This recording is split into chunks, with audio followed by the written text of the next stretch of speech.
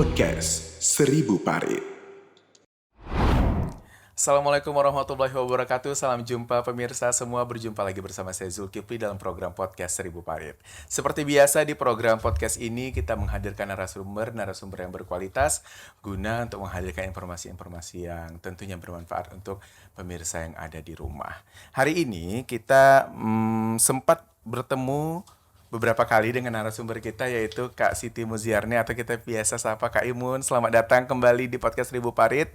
Terima kasih. Iya, sebelumnya kita sering membahas ya Kak Imunnya kalau ketemu-ketemu di beberapa event itu terkait dengan kekerasan perempuan dan anak. Kali ini kita fokusnya masih terhadap perempuan karena memang di sini Kak Imun sebagai Kabid Pemberdayaan Perempuan dan Perlindungan Anak. Yang memang kalau misalkan kita liputan di acara-acara yang ada anaknya, ada perempuannya selalu bertemu beliau ini ya. Nah, kasus yang ingin kita angkat kali ini agak serius terkait pernikahan dini. Ini bukan sinetron yang memang pada tahun 2000-an itu sempat viral karena memang booming ya. Ya juga diperankan oleh Agnes Monica dan Sahrul Gunawan pada saat itu yang sempat itu saya SD deh sinetronnya jadi viral. Dan sekarang ini kita ingin bahas itu lagi begitu terkait pernikahan dini karena memang dimulai dari pernikahan dan akan berdampak pada beberapa tahun kemudian dari anak itu begitu. Dan kebanyakan saya lihat juga di sini korbannya adalah perempuan. Oke, nah berbicara sebelum kita mengupas lebih lanjut tentang pernikahan dini, mungkin Kak Imun bisa jelaskan apa sih itu pernikahan dini, begitu? Ya,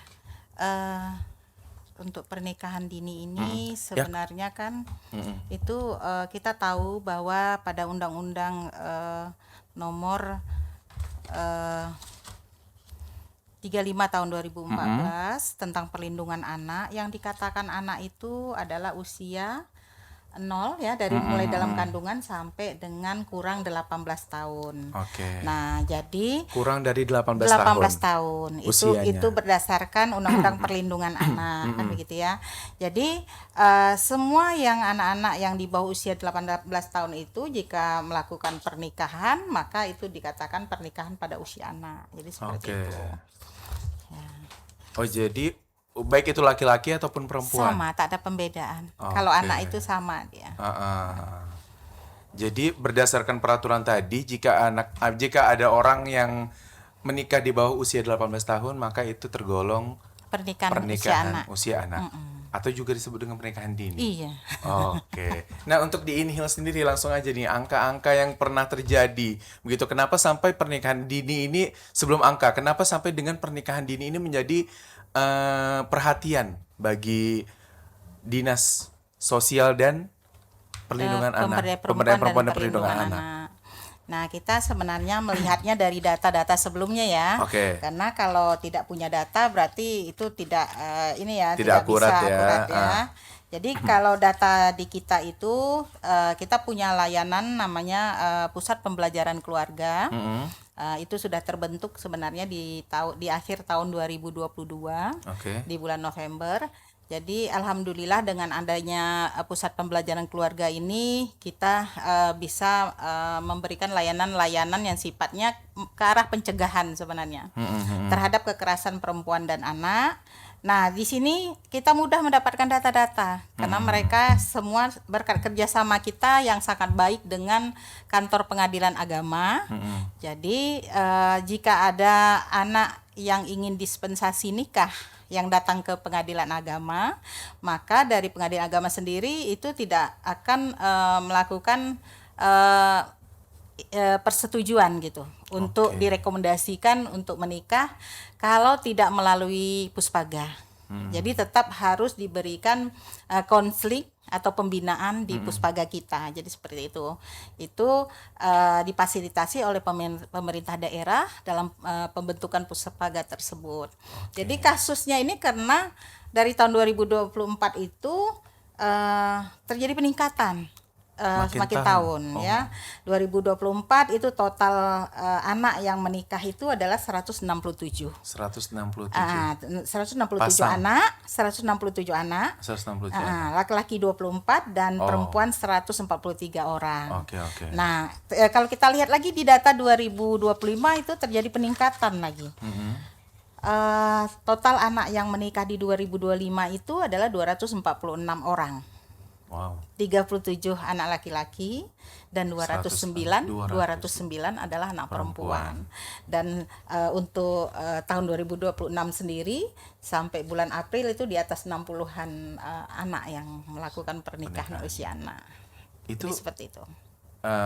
patut banggakah kita dengan angka yang cukup tinggi atau kenaikan itu atau bagaimana? Iya.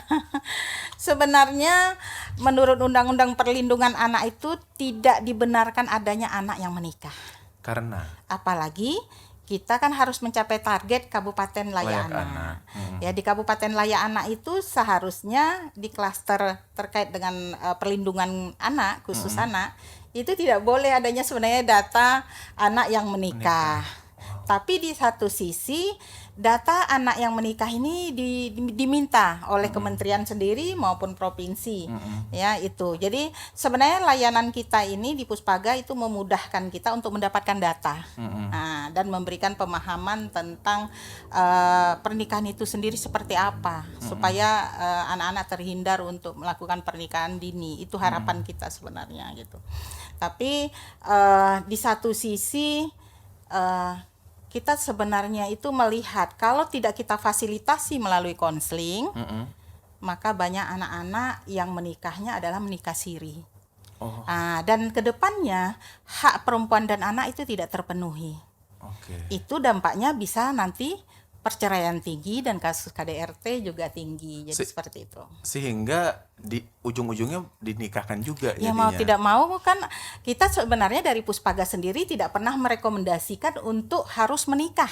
Karena tidak dibenarkan ya dari Kementerian Pemberdayaan Perempuan dan Perlindungan Anak sendiri maupun pemerintah daerah itu tidak dibenarkan untuk kita merekomendasikan bahwa seorang anak itu disetujui untuk menikah. Tapi tetap kita kata-kata rekomendasi yang kita berikan itu adalah jika memungkinkan ditunda untuk pernikahannya sampai usia 19 tahun.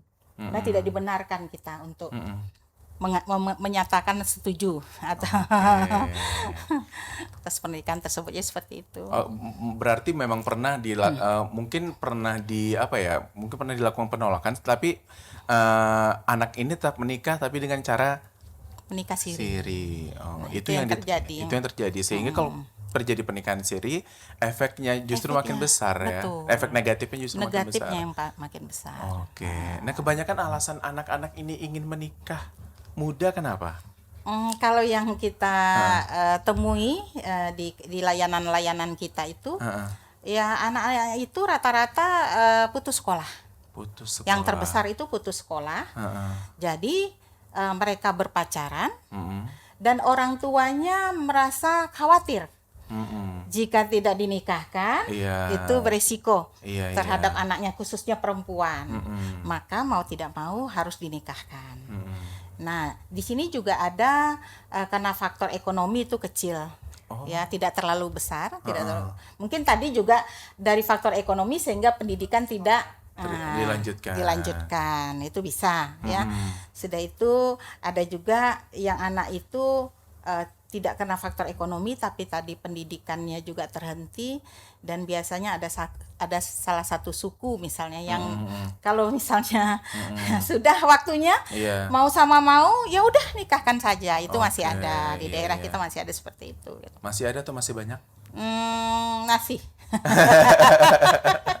Oke, tadi Adiri menyebut Puspaga ya, Pusat Pembelajaran Keluarga yang sebenarnya dari Pengadilan Agama sendiri harus mendapatkan rekomendasi dari Puspaga ini juga. Nah, sebenarnya Puspaga ini hadir dari mana? Sejak kapan? Iya. Jadi Puspaga ini sebenarnya itu sudah ada regulasinya dari Kementerian Pemberdayaan Perempuan dan Perlindungan Anak, dalam rangka pencegahan kekerasan terhadap anak. Ya, jadi sifatnya di situ program-program yang bisa diberikan itu mungkin dalam bentuk konseling, sudah itu konsultasi, pendampingan terhadap permasalahan-permasalahan anak yang ada di tempat kita itu. Jadi maksudnya Puspaga ini memang harus dibentuk, dan itu ada penilaian standarnya secara nasional. Iya. Oke. Jadi Puspaga kita ini dinilai secara nasional apakah sudah standar layanannya atau belum, itu ada. Jadi harus dibentuk untuk dalam rangka pencegahan kekerasan terhadap anak. Karena kita 2 layanan. Satu sifatnya pencegahan yaitu di layanan Puspaga, Pusat Pembelajaran Keluarga. Ini contoh layanannya salah satunya tadi konseling untuk anak yang akan menikah. Sudah itu misalnya ada permasalahan dalam rumah tangga, dampaknya nanti ke anak. Yang satu lagi itu seperti contohnya kasus-kasus bullying. Jadi itu pendampingan di kita. Tapi kalau misalnya terkait dengan memang kasus itu sudah ranahnya kekerasan dan perlu pendampingan secara hukum, maka itu diarahkan ke UPTD PPA. Jadi 2 layanan kita. Hadirnya sejak kapan Puspaga? Mulai terbentuk Puspaga ini kita di Kabupaten Indragiri Hilir ini di November 2022. Cuman aktifnya layanan layanan konseling pernikahan ini memang waktu itu masih awal-awal, itu 2023 udah berjalan semuanya gitu. Karena kita ada perjanjian kerjasama dengan pengadilan agama saat itu gitu. Seharusnya dengan adanya Puspaga ini masyarakat itu bisa lebih aware ya dan lebih sadar gitu bahwa pernikahan dini ini berdampak cukup banyak negatifnya gitu terhadap anak gitu. Tapi tetap juga tingkatannya itu makin meningkat setiap tahun gitu. Kalau menurut Ibu bagaimana ini? Kenapa terjadi peningkatan di Inhil terutama? Kita sebenarnya tahu bahwa Undang-Undang Perkawinan ya nomor 1 tahun 1974 itu untuk pernikahan itu kan laki-lakinya usia 19 tahun dan perempuannya usia 16 tahun. Nah, karena tadi adanya keluarnya Undang-Undang nomor 35 tahun 2014 tentang perlindungan anak, itu bahwa yang dikatakan anak itu di usia di bawah 18 tahun, dari mulai dalam kandungan sampai di bawah 18 tahun.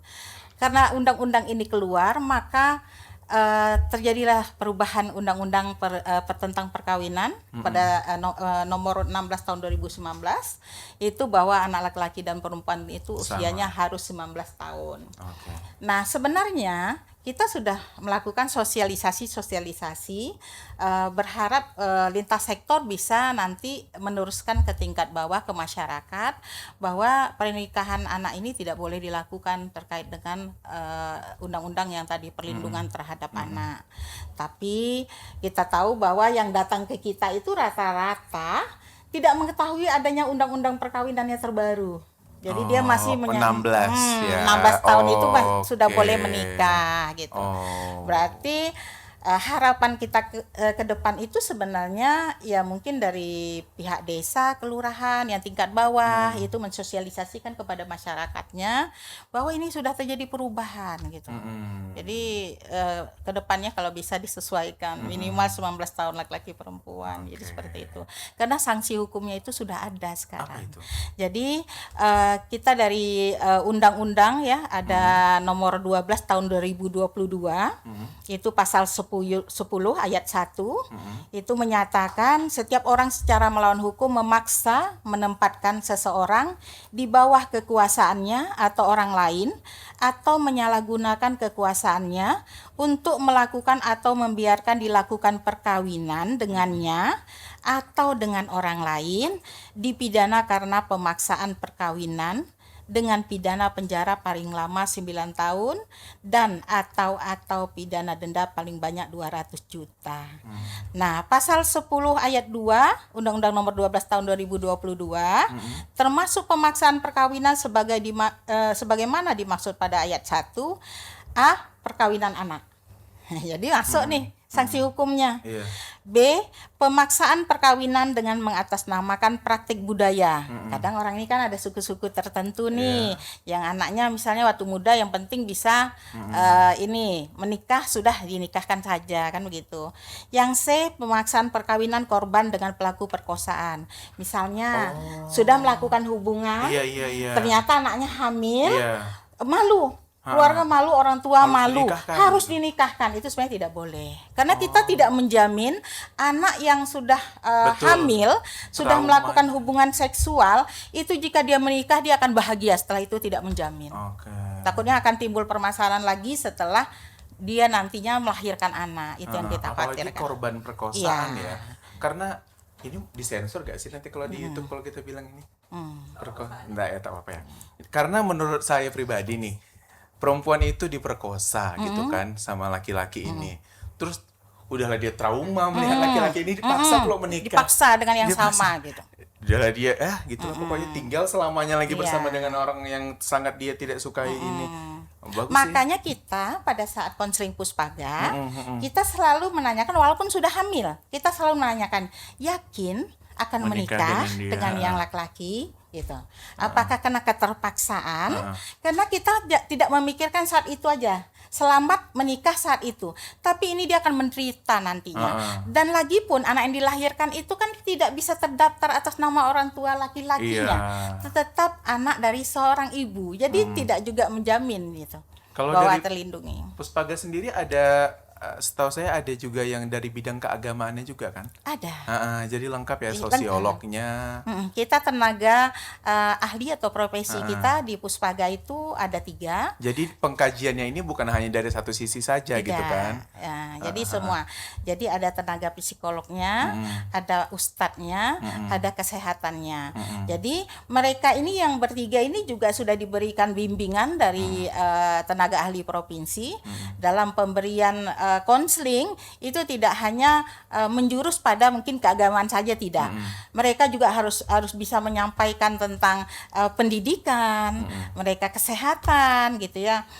Sudah itu bagaimana nanti untuk perlindungan terhadap perempuan dan anaknya ke depannya, itu harus bisa menguasai dari ketiga tenaga ahli kita. Jadi seperti itu.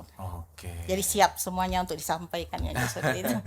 Jadi mungkin masyarakat yang mungkin ada saudara atau anaknya mungkin yang ingin menikahkan tapi belum cukup umur, belum cukup di umurnya 19 tahun. Menurut undang-undang perkawinan. Mungkin ingin konsultasi lebih dalam, silakan ke kedai Puspaga yang ada di Mall Pelayanan Publik. Nah, kembali ke pernikahan dini. Sejauh ini orang-orang yang melaksanakan pernikahan dini mungkin juga sudah berkonsultasi ke Puspaga. Bagaimana ketahanan rumah tangganya? Apakah mereka sudah, ya mohon maaf barangkali ada yang retak mungkin terus kembali bercerita ke Puspaga atau bagaimana? Kalau kita lihat dari data yang terakhir ya, tahun 2025 kemarin itu sebenarnya hasil dari data perceraian, kasus perceraian terhadap pernikahan yang usia anak itu kecil. Jadi rendah dia. Jadi tapi bukan berarti iya, boleh. Kita tidak, karena itu yang jelas terdata ya, jelas dia melaporkan bahwa ingin bercerai kan begitu ya. Itu turun dia karena tadi memang kita harus siap. Di Puspaga harus siap bahwa kita tidak bisa menyatakan bahwa anak itu tidak boleh menikah, langsung kita vonis seperti itu tidak bisa, karena nanti keputusan akhirnya adanya di pengadilan agama kan begitu. Tapi harapan kita pada saat dia nanti berkeluarga pun, kalau terpaksa berkeluarga, maka dia sudah memahami tentang apa yang harus mereka dapatkan bersama gitu. Hak maupun kewajiban mereka berdua. Baik dari laki-laki ataupun perempuannya.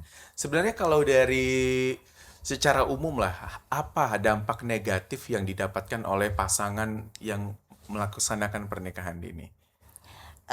Sebenarnya karena mereka ini kan masih usia yang labil lah, kan masih usia anak-anak, mereka sebenarnya mungkin secara pemikiran maupun mental mereka itu belum siap sebenarnya untuk menikah. Ya kan? Mungkin karena mereka merasa nyaman selama ini dengan berpacaran berdua, mereka enjoy gitu.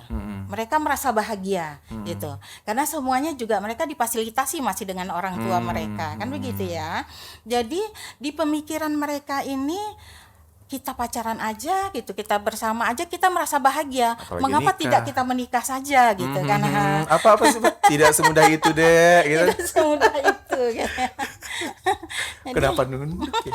Nah, terus Jadi itu permasalahannya gitu ya. Jadi mereka itu mindset mereka itu menganggap bahwa pernikahan itu sama seperti mereka pacaran gitu. Oke. Jadi makanya mereka memaksakan diri untuk itu. Sebenarnya mereka tidak siap. Nah, secara ekonomi juga rata-rata mereka masih bekerja dengan orang tua mereka gitu. Membantu saja. Berarti kan mereka tidak mandiri selama ini kan. Itu akan jadi masalah juga gitu. Sudah itu secara kesehatan sendiri kita tahu bahwa perempuan itu bisa hamil ya, yang berdasarkan standar kesehatan WHO itu ya, kesehatan dunia itu kan usia 20 tahun. Alat reproduksinya terbentuk secara sempurna. Nah, ini yang permasalahan-permasalahan nanti takutnya dikhawatirkan pada saat dia menikah. Nah, yang perempuannya juga bisa timbul kesakitan dan kematian, termasuk nanti dampaknya misalnya bayi prematur, stunting, Iya. melahirkan anak-anak yang stunting karena tadi ini masih usia anak yang belum ada pemahaman untuk bagaimana nanti merawat dirinya saja belum siap gitu, apalagi nanti merawat anaknya ke depannya gitu. Jadi banyak yang akan terjadi hal-hal, termasuk nantinya akhirnya misalnya perceraian dan KDRT itu bisa terjadi, itu yang kita khawatirkan gitu. Oke, jadi efek negatifnya itu banyak Banyak. Jadi Karena tolonglah. semua ada beberapa ini kan. Ini Masing-masing. kalau biasanya kan dari setiap kata tuh ada lawannya. Pernikahan dini lawannya ada nggak? Sebenarnya pernikahan dini ini lawannya pernikahan usia dewasa ya. Oh ya, bukan pernikahan tua kan? Bukan, nggak ada ya. Sebenarnya mungkin yang sepantasnya itu usianya ya tadi ya, 19 tahun di usia 20 tahun baru hamil pertama kali. Harapannya kan begitu. Iya. Nah, sampai itu dia ininya supaya semuanya dalam keadaan siap dan kondisinya juga sehat gitu. Oke. Harapannya seperti itu. Dari segi sosialnya juga ada, kesehatan lah tadi ya. Kesehatan, Yang gitu. ngomonginnya orang nakes loh. Oke, jadi begitu banyaknya dampak dampak negatif dari orang-orang yang melaksanakan Iya. pernikahan dini ini. Kalau di Inhil sendiri selain alasan apa tadi? Yang paling utama adalah Pendidikan, karena tidak putus sekolah putus ya, sekolah. putus sekolah. Ada alasan lain nggak? Kak? Kenapa orang ini banyak melaksanakan pernikahan dini? Iya, yang kita Melakukan ya, kok tahu melaksanakan. mereka itu putus sekolah, berpacaran, dan juga ada nanti sudah hamil duluan ya. Sudah hamil duluan ya mau tidak mau dinikahkan. Kalau faktor ekonomi ya itu tentulah mendukung ya. Mungkin sebagian juga karena faktor ekonomi sehingga anaknya tidak bisa melanjutkan pendidikan. Atau orang tuanya mampu tapi memang anaknya yang tidak sanggup untuk melanjutkan pendidikan. Oh, Nah, itu berbaliknya di situ juga Iya, nantinya iya. kan begitu ya. Kalau suku sih tak banyak ya, tapi hanya suku tertentu yang biasanya seperti itu gitu. Nah, kalau dari pemerintah daerah sendiri nih, adakah program untuk meminimalisir adanya pernikahan dini ini? Atau langkah-langkah apa aja yang telah dilakukan dan akan dilakukan? Untuk sebenarnya terkait dengan perlindungan ya, karena itu ada perlindungan dan pemenuhan hak anak. Sebenarnya untuk anak sendiri kita sudah punya 2 peraturan daerah regulasi yang mengaturnya. Kita sudah pernah juga kita punya undang-undang peraturan daerah tentang perlindungan anak. Itu nomor 9 tahun 2018 ya. Selanjutnya kita juga yang pada tahun 2024 kemarin ada undang-undang peraturan daerah nomor 1 tahun 2024 tentang penyelenggaraan kabupaten layak anak. Isinya ini juga terkait di situ bagaimana pencegahan terhadap pernikahan usia anak itu. Dan juga selain itu kita juga ada kegiatan-kegiatan terkait dengan sosialisasi yang kita lakukan ya terhadap lintas sektor terkait ya. Biasanya kalau kita ke kecamatan itu kita mengikut sertakan narasumber dari pengadilan agama, dari KUA gitu ya, kepolisian kan Polsek ya, kita jadikan narasumber juga terkait dengan perlindungan terhadap anak. Karena ini kan sebenarnya termasuk ini ya kekerasan juga terhadap anak ya, menikahkan anak di usia dini. Termasuk di pasal tadi ya. Iya, karena hak-haknya sudah tak terpenuhi Iya, nih kan betul. usia anaknya. Jadi sosialisasi sudah kita lakukan juga, tapi memang kita belum yang sasaran langsung ke masyarakat, karena kan kita masih kepada pihak-pihak yang bisa mengedukasi misalnya ya untuk advokasi kita itulah gitu. Oh, Jadi jadi nanti belum menyentuh ke masyarakat ke langsung. masyarakat langsung Belum. karena masyarakat menghadirkan masyarakat langsung ini kan kita biasanya di mana kasus-kasus tertinggi sebaiknya kan di sana kita lakukan ya untuk Oke. menghadirkan masyarakat. Ini kami mencoba untuk tahun 2026 ini karena kita punya data yang pasti terhadap kasus-kasus baik kekerasan terhadap perempuan, anak maupun pernikahan anak, maka kita ambil prioritas mana kecamatan yang tertinggi, kita akan lakukan sosialisasi di sana. Dan kita duduk bersama dengan lintas sektor di sana untuk membahas permasalahan ini. Dan juga kita buat seperti ini. Ada spanduk, baleho, banner dan leaflet. Oke. Ada bentuk KIA-nya ya. Sosialisasinya lah ya. Nah, Dan podcast ini juga salah satu salah satu sosialisasi kepada sosialisasi. masyarakat bahwa mengingatkan bahwa pernikahan dini itu tidak baik ya. Tidak baik. Iya, Dampak tidak negatifnya lebih besar. Nah, gitu sebenarnya kan. kalau terjadi pernikahan dini itu yang bertanggung jawab siapa? Sebenarnya anak-anak yang dinikahkan itu tetap orang Keluarga, tuanya, ya. keluarganya itu bertanggung jawab karena itu masih usia anak. Ya, walaupun kalau di perlindungan anak ini, walaupun dia sudah menikah, itu tidak bisa dikatakan dewasa kalau usianya masih anak-anak. Dia tetap harus dilindungi dan hak-haknya harus dipenuhi. Itu sebabnya kita pada saat konseling kita meminta juga kepada orang tuanya dan anaknya, bagi yang pendidikannya tidak sampai minimal SLTA, karena sekarang kan wajib belajar 13 tahun. Jadi kita minta supaya anak-anaknya itu masuk PKBM. Jadi mengikuti pendidikan paket-paket. Minimal menyelesaikan pendidikan SLTA. Oke, sehingga Karena itu tanggung jawab orang tuanya masih ya, gitu. pengalihannya terhadap ingin menikah tadi itu jadi ke Betul. pendidikan ya. Nah, Oke. jadi seperti itu kita Nah, saran. selama sosialisasi ini sebenarnya tantangan terbesar untuk mengedukasi masyarakat atau orang-orang yang datang terkait mempertanyakan atau edukasi terkait pernikahan dini ini apa? Tantangan yang datang dari maksudnya masyarakat. tantangan yang datang dari masyarakat supaya masyarakat ini nih kadang kan ngeyel gitu untuk dikasih tahu bahwa memang nggak baik gitu untuk melaksanakan pernikahan dini gitu. Sebenarnya mereka itu yang permasalahan kita itu mereka itu datang ke kita itu sudah persiapan semua Udah rata-rata. siap ya. Udah nentuin hari. Jadi kita nggak bisa apa-apa. Yang penting kita memberikan tadi Jadi mereka pemahaman. hanya ingin mengambil persetujuannya aja. Malahan kadang ada yang datang itu Bukan cuma minta bingung. suratnya katanya. Oh, alah. Dari pengadilan agama minta surat dari sini Bu, katanya untuk dibawa ke sana supaya kami bisa disidangkan untuk katanya dispensasi nikah. Jadi itu kita jelaskan di sini tidak bisa memberikan surat seperti itu saja.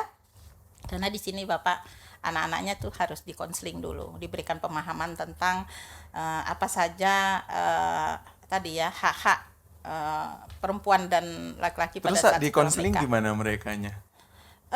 Ya udah, Variasi langsung. ini ya reaksinya bermacam-macam ya, reaksi bermacam. Ada yang bilang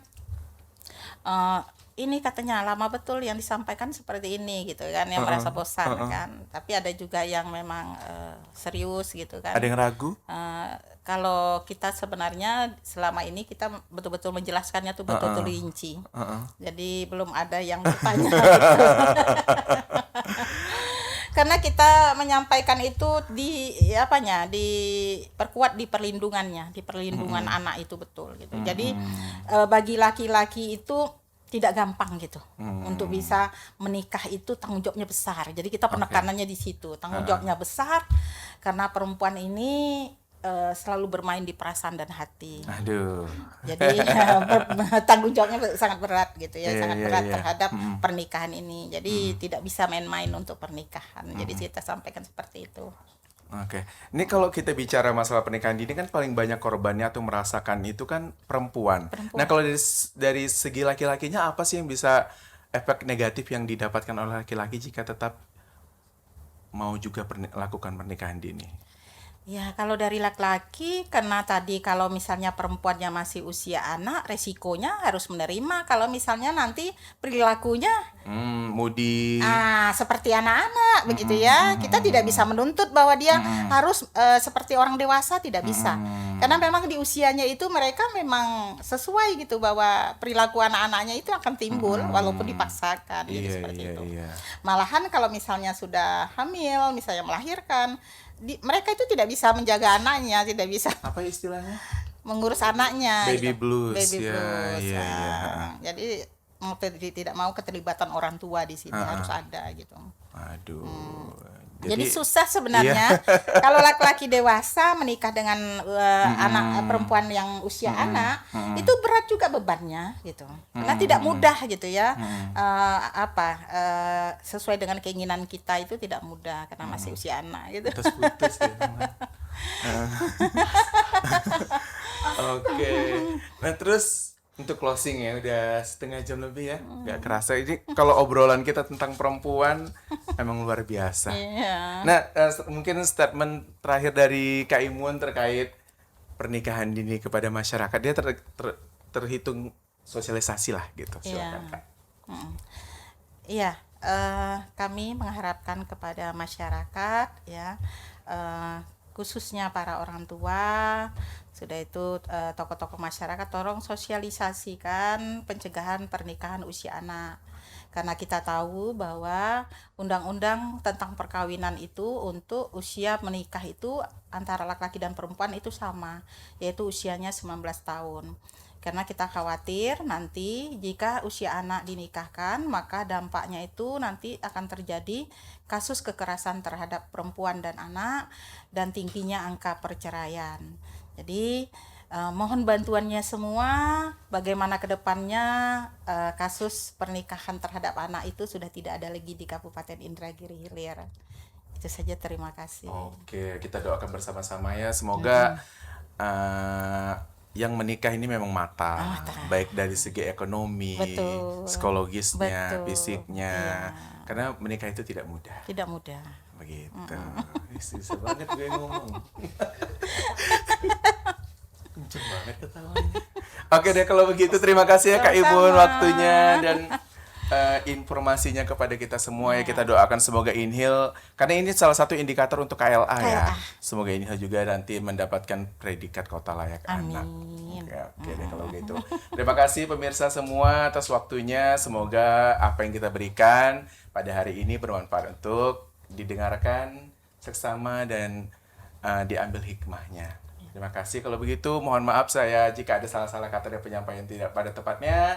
Akhir kata, wassalamualaikum warahmatullahi wabarakatuh dan sampai jumpa. Terima kasih Kak Imun. Sama-sama.